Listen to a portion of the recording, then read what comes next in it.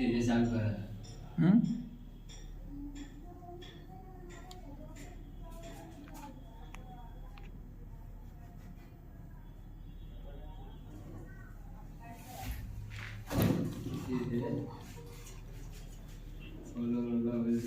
सब कूद गिरा के जाएंगे। हेलो बच्चों, कैसे हैं आप सब? अच्छे होंगे।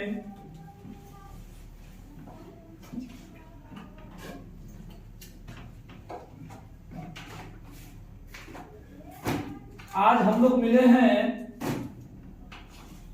उसमें तो जी मारता। आज हम लोग मिले हैं हिंदी के अपठन गद्यांश। बिहार बोर्ड मैट्रिक एग्जाम में आपको 20 मार्क्स पूछेगा। थोड़ा बोर्ड कहीं चमक रहा है, इसका समाधान कर दिया जाएगा। 20 मार्क्स पूछेगा। तो आज हम लोग अपठित गद्यांश हिंदी के लाए हैं और इसको सलूशन करने जा रहे हैं। बच्चों ध्यान दीजिएगा, जो 20 नंबर का पठित गद्यांश है, आपके एग्जाम में 4 सवाल पूछेंगे। कितने सवाल पूछेंगे? 4। कितने सवाल पूछेंगे जी? 4। बनाना कितने हैं? 2।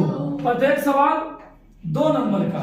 एक गद्यांश से कितने सवाल रहेंगे? 5। कितने रहेंगे? 5। एक गद्यांश से कितने सवाल रहेंगे? 5। तो ध्यान दीजिएगा, एक गद्यांश हम लोग बना रहे हैं। बोर्ड पर जो दिख रहा है ये रहा। तो इसका बनाने का एक तरीका है और ना इसमें कोई फार्मूला है, ना इसमें कोई टिप्स, कुछ नहीं ध्यान देना है, बस ये देखना है। देखिए क्वेश्चन एक बार पढ़ लेना है। क्या पढ़ना है? क्वेश्चन। एक बार, 2 बार, 3 बार, अधिक से अधिक क्वेश्चन पढ़िए। कितने बार क्वेश्चन पढ़िए? अधिक से अधिक बार। ऐसा नहीं कि आप क्वेश्चन पढ़ने में ही समय बिता दें और टाइम हो जाए, घंटी बच जाए, ला सवाल अच्छी ना लगे। ऐसा नहीं करना। लगे कि नहीं हम क्वेश्चन पढ़ लिए हैं, अब जो क्वेश्चन पढ़े हैं इसके अनुसार हम उस गद्यांश में शब्दों को ढूंढ पाएंगे। ये हिंदी का अपठित गद्यांश है। हिंदी में पूछे गए सवाल में अपठित गद्यांश है। अपठित गद्यांश आपके एग्जाम में 20 नंबर पूछे जाएंगे। प्रत्येक सवाल 2 नंबर का है। 2 2 2 2 2, है ना? तो आइए ध्यान दीजिए बच्चों, भारत के प्रथम राष्ट्रपति कौन थे? आइए गद्यांश को पढ़ेंगे, लेकिन पहले 5 सवाल पढ़ लेंगे। भारत के प्रथम राष्ट्रपति कौन थे? फिर है दूसरा सवाल, डॉक्टर राजेंद्र प्रसाद का जन्म कहां हुआ था? तीसरा सवाल, डॉक्टर राजेंद्र प्रसाद के माता पिता का नाम क्या था? चौथा सवाल, संविधान सभा के अध्यक्ष कौन थे? पांचवा सवाल, डॉक्टर राजेंद्र प्रसाद ने कौन सी महत्वपूर्ण पुस्तकें लिखी? अब इन 5 सवाल को एक बार और आप लोग पढ़ लीजिए, 2 बार पढ़ लीजिए, 3 बार पढ़ लीजिए। ऐसा इसलिए इस सवाल में हमको क्या पूछ रहा है दिमाग में बन जाए, ताकि आप गद्यांश को पढ़ने में इन सवाल के अकॉर्डिंग हम ढूंढ पाए शब्दों को। आइए देखते हैं पहले सवाल। भारत के प्रथम राष्ट्रपति कौन थे? पढ़ते हैं। डॉक्टर राजेंद्र प्रसाद भारत के प्रथम राष्ट्रपति थे, यानी पहला सवाल का उत्तर यहाँ हो गया। तो लिख देंगे, जो सवाल में दिया गया है वहीं से शुरू करेंगे। भारत के प्रथम राष्ट्रपति कौन थे? यहाँ इसको हटाएंगे, उत्तर लिख देंगे डॉक्टर राजेंद्र प्रसाद थे। पहला प्रश्न का उत्तर हो गया, भारत के प्रथम राष्ट्रपति कौन थे?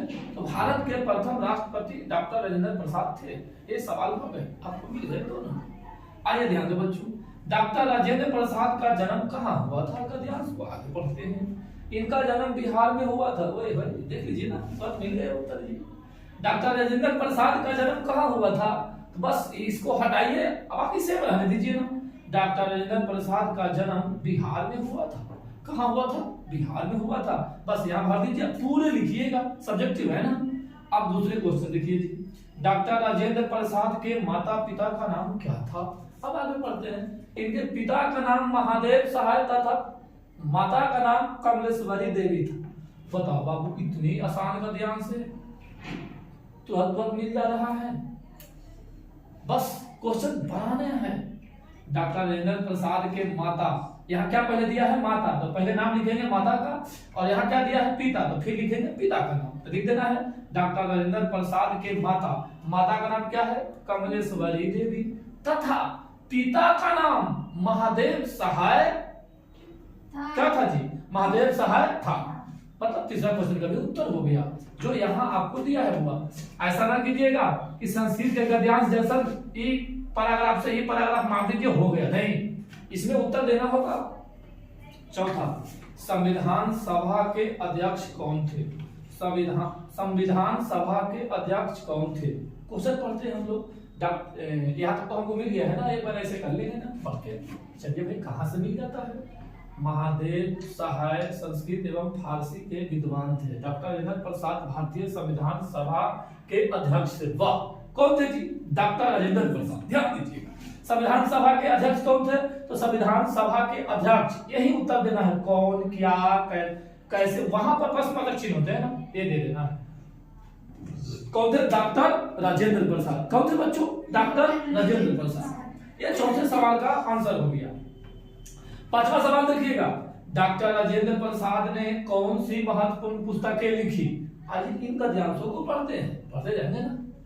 हालांकि जहां तक हमको उत्तर मिल गया है, शुरुआती में ही मिल गया है, लेकिन पूरा पढ़ेंगे। आधा डालिए, कोई ऐसे गद्यांश आ जाते हैं ना बच्चों जिसमें से सवाल को उत्तर मिलता ही नहीं है, तो हम लोग शुरू से ही पढ़ेंगे, कोई बात नहीं है। ज्यादा समय नहीं, समय बहुत मिलता है, और सही से बनाएंगे तो समय हम लोग को बच ही जाएगा। कुशल राजनीतिक होने के साथ साथ डॉक्टर राजेंद्र प्रसाद प्रतिभा संपन्न साहित्यकार भी थे। उन्होंने बापू के कदमों में एवं चंपारण में महात्मा गांधी आदि महत्वपूर्ण पुस्तकें लिखी है। देख लीजिए ना, एक पुस्तक यहाँ मिल गया, एक पुस्तक यहाँ मिल गया, इन्हें लिखेंगे। डॉक्टर राजेंद्र प्रसाद के कौन कौन सी महत्वपूर्ण पुस्तकें थी? तो डॉक्टर राजेंद्र प्रसाद ने कौन कौन पुस्तकें महत्वपूर्ण लिखी, सॉरी, तो डॉक्टर राजेंद्र प्रसाद ने कौन कौन, तो हम लोग यहाँ लिखेंगे कि बापू के कदमों में, बापू के कदमों में, बापू के कदमों में एवं चंपारण में महात्मा गांधी, महात्मा गांधी आदि महत्वपूर्ण पुस्तकें लिखी, आदि महत्वपूर्ण पुस्तकें लिखी। बच्चों, मेरा एक सुझाव है कि हिंदी का अपठित गद्यांश बनाते समय आप एक क्वेश्चन बनाइए, उसका उत्तर ना लिख दीजिए, दूसरा बनाइए, उसका उत्तर ना लिख दीजिए, तीसरा बनाइए, उसका उत्तर ना लिख दीजिए, चौथा बनाइए, इसका उत्तर ना लिख दीजिए, पांचवा बनाइए, इसका उत्तर ना लिख दीजिए। एक काम कीजिएगा, आप इन प्रश्नों को मिलते जाएगा, अंडरलाइन करते जाइएगा, हल्का जो चिन्हित अपनी भाषा में चिन्हित करेंगे, अंडरलाइन करते जाएंगे। अब पूरे जो सवाल दिए गए ना गद्यांश से बनाने के लिए, पूरे सवालों का हम लोग क्या करेंगे? उत्तर ढूंढेंगे। क्या करेंगे? उत्तर ढूंढेंगे। यदि हमें पूरे सवाल का उत्तर मिल जाता है तब हम बनाना स्टार्ट करेंगे। और याद रहे, सवाल में जो दिया गया है शुरुआती में वो सब रहेगा, और जहां जहां बदलना है बस बदल दीजिएगा और सवाल आपका बन जाएगा। ये रहा अपठित गद्यांश, यानी कि क्वेश्चन पढ़िए, इस क्वेश्चन के अकॉर्डिंग इस गद्यांश में ढूंढिए कहां आता है, और मिलते जाएगा, बस अंडरलाइन करते जाएंगे, चिन्हित करते जाएंगे अपनी भाषा में और बनाते जाएंगे। तो आप लोग आशा करता हूं समझ गए होंगे। समझे कि नहीं समझे जी? समझे जी? चलिए, समझ गए तो अच्छी बात है।